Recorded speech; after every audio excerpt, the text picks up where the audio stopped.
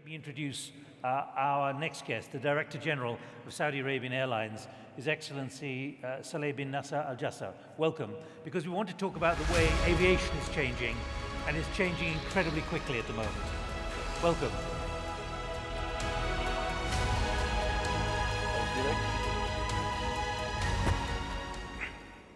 You've been in the job for not so long, but you've come in as an outsider, looking at the way an airline of 170 aircraft has to operate, including with Fly Ideal, which is the low-cost airline, in a very dynamic business at a time when there's more scrutiny than ever of profits, but also the service that's being provided. What have you discovered about the nature of the airline business? Because people always said, well, how do you make money in the airline business? You spend even more money to get a profit. Yes, well, they say if you want to become a millionaire, you start off as a billionaire and you buy an airline. Now, I have been in the airline for all of about 5 days, but I have been there for some time as a board member, and I've had quite a bit of background in the airline industry. The airline industry is a very difficult business. It is a very, very accurate business in how you measure your costs, your revenues, and you have to constantly struggle to make the both of them work in tandem. There's a lot of seasonality involved in the business. Saudi, we have a little bit more of that seasonality involved, so managing your costs, your fleet is always one of the issues that you're faced with. But as in every business, the right attention, you get there. But you coming from outside, you're on a big IATA committee, the international aviation body. You say you've only been in the business for 5 days, yet that surely gives you some advantage because you're coming in as an outsider. You've got no hostages from the past. We all have hostages from the past. I tell you, I mean, looking at the business, there's a number of challenges today, right? And even IATA are facing the same issues. Part of it is how do you manage the businesses in a highly competitive environment, sometimes very cutthroat environment, while also having the issue that's been brought up time and again on the environmental impact of the airline sector. Are you feeling a downdraft there, a significant draft on the issue of sustainability? I tell you, I mean, certainly on a personal level I do. I have my kids, and when I look at them, I want to have a better world for them. And Saudi today, we're already well on our way to becoming a much greener airline. A big component of that is the age of your fleet, and we're one of the youngest fleets in the world today. And by definition, our carbon emissions are much lower. I think there's a lot more that can be done jointly with regulators and with our customer base to address issues like not having, having higher load factors, therefore less aircraft around. How you fly makes a big difference.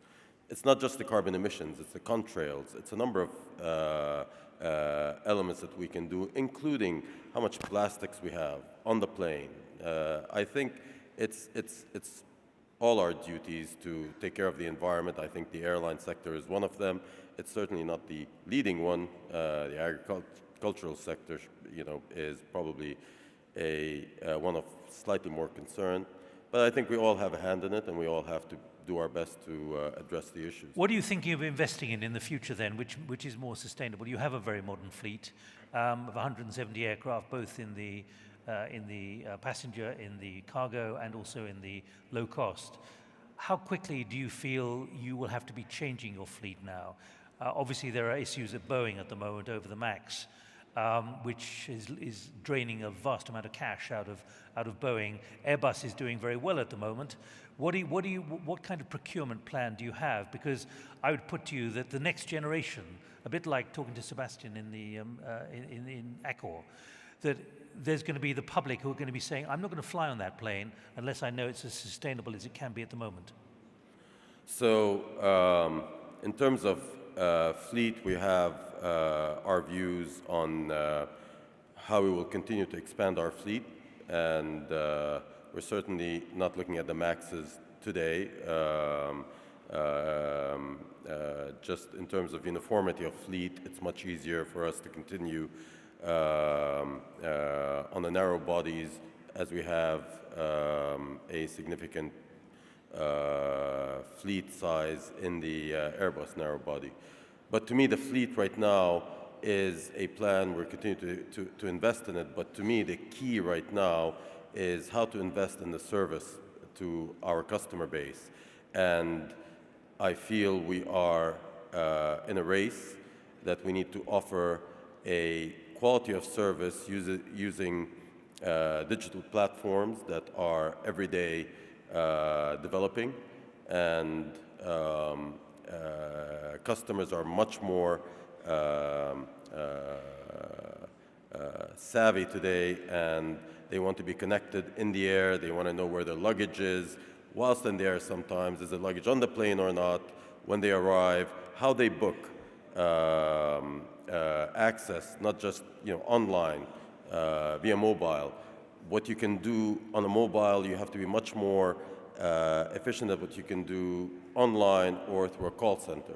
So all of that is let me put to you, we're talking about life and work of the future, depending on how you define the future. Is it the week after tomorrow, or is it 3 or 4, 10 years in the distance? But let me put it to you, that something which could be looming down the track. Imperial College in the UK came out with a report a few days ago saying frequent flyer systems have got to be stopped because too many of us actually fly just to get the points. Now, is that something which is a bleak scenario for you, because you have to accept that many people fly in order to get the points, and therefore you're not going to have as many customers? I don't think people fly just for the points, to be honest with you, Nick. There's evidence a lot of people do. There is a cost associated with that flight, and are you getting really the value back with the points? I certainly from our side, most of our traffic is there is either a business or tourism reason. Very few people, certainly from what I see from our passenger demographics, that are flying because of the miles. I'm sure people, I think the question is, which airline do I fly when I have to make a trip based on the miles? But I'm not quite sure people make a point of flying just to collect miles. All right. Imperial College takes a different view. Let me ask you this final question.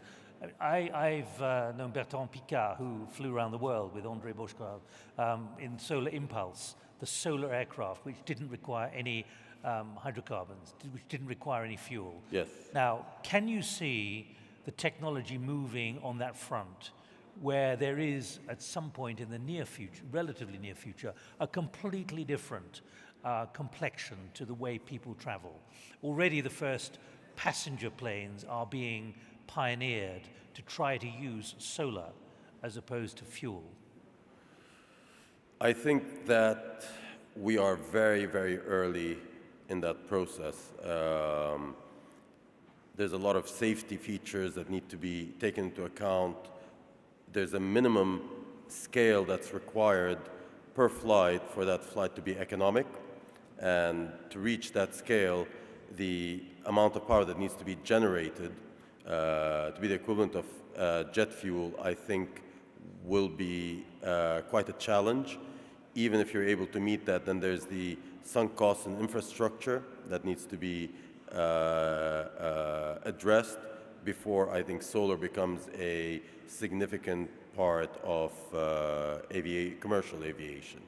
So it's not part of your procurement certainly not today. Plan at the moment? Certainly not today. But we're always looking at alternatives of how we can be more in the sustainable sort of future area.